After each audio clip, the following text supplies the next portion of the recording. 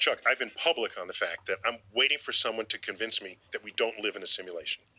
I've heard you say it. The arguments put forth have been quite convincing to me. And most of the best arguments are traceable to a guy named Nick Bostrom, a philosopher at the University of Oxford. Okay. Here's the argument. Ready? Go ahead. Our computing power is growing rapidly. Right. We create simulations of worlds.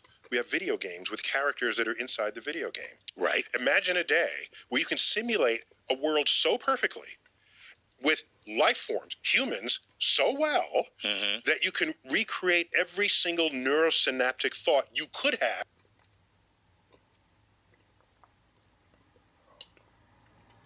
But now you're in the simulation on the computer. So, including the perception of free will. Well, there you have it. Because then, so now you would have enough computing power to imbue the Sims inside of the program with all of the human traits that we possess now. Correct. Not only our human traits, but the world. But the world. The world itself. Right. And you don't have to have all the world existing there at all times. Right. That might be an unrealistic amount of computing power. Right. You just need enough of the world that they see around them. That they see around them. Right. So you want to start digging, and that's so funny. And haven't put the Earth there. There's a flag that goes up in the programmer, and they say, need more Earth." So they put Earth beneath you while you can keep digging. It's like the Truman Show. Yeah. Well, for example. Right. Okay. Cool. Or does Minecraft, you can build or stuff. Minecraft. Right. Oh, that is Minecraft. Right. Okay. God, that guy's a brilliant genius. Okay. So we went to the moon. It's okay. Let's make sure the moon is there. Right. Okay. Maybe that's why we can't travel faster than the speed of light. Because if we could, we'd be able to get to another galaxy before they could program that galaxy. So much fun.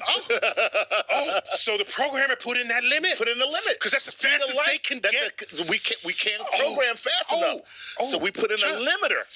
The speed of light is a limiter so that you can't get to the next thing before we build it. All right, so let me finish. That's good. Go ahead. That's good, Chuck. All right. So let me finish this. So now that world evolves and they develop computing power. Right. And they say, we want to play video games. So now we're going to make a world. So then they make a world and they have sufficient computing power that they invent to create a whole universe within their computers. Okay.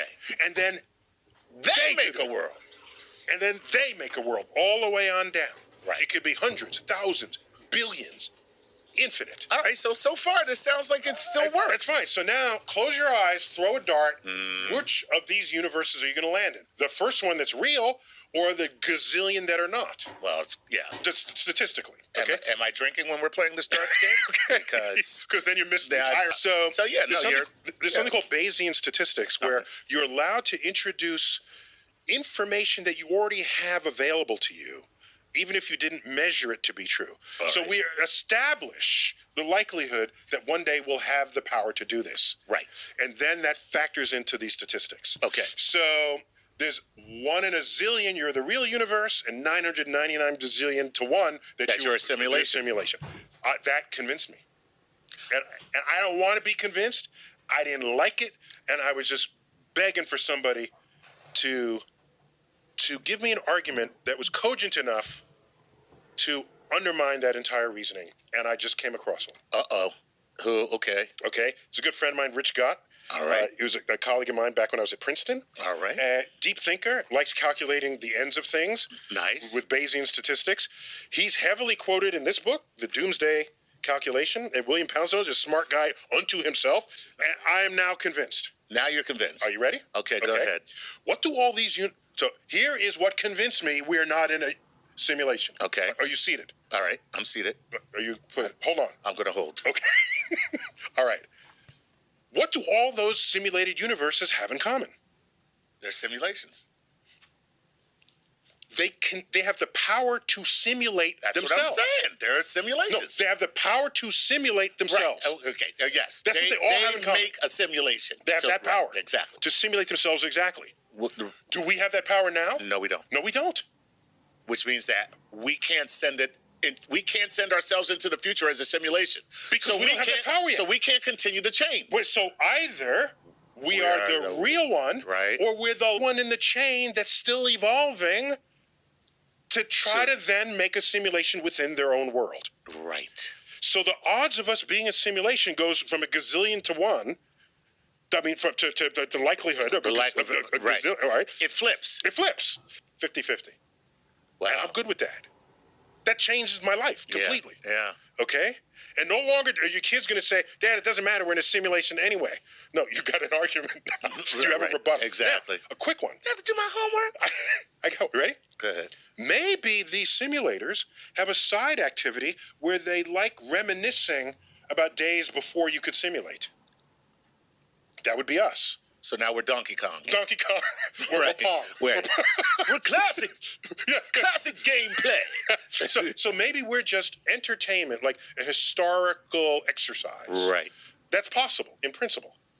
However, let's look at our own conduct with that regard. Okay. All right, think of a movie as a simulation, just for the sake of Which this it kinda is. conversation. Which it kind of is. Ask yourself, how many movies have been made in a time before we ever knew how to make movies? Relative to movies made in the era where we know how to make movies. You can do the numbers. It's small. Oh, yes, sure. the Spartacus, there's the OK Corral. Three Musketeers. Those and exist. that type of stuff. Okay? Okay. If we are any measure of the incentives of creating simulations, which all we can do with movies at this point, then they might have some historical thing, but there's way more interesting things and stories to tell in the era of simulations that exist post-simulation. Right. And yeah. So even if there are some period pieces that we might be, still most of these would be universes made after they could simulate themselves. Right. If our movie-making habits are any indication of anything. So the chances are we're not a little offshoot, like a little side project. We could be, just statistically, it's Probably not likely. not, right. Because we're throwing darts. Right. And most of the stories they're going to simulate are going to be the ones that that are in the era of the time they could simulate themselves. So that still brings us back to we're probably either the first or we're on our way to being the next. On our way to being the next. That's Right. correct. One or the other. That's more likely than any other possibility here. Wow. And so I can now rest well at night. So no simulation. Yeah, I'm good. I think I'm real. I think you're real. I think we're good. Well, real recognize real, so yes. I forgot about that expression. Real recognize real. Real recognize real. You so got there it. you go. Chuck, fist Yeah. bump on Boom, that. boom. Star Talk. Yeah. Signing out.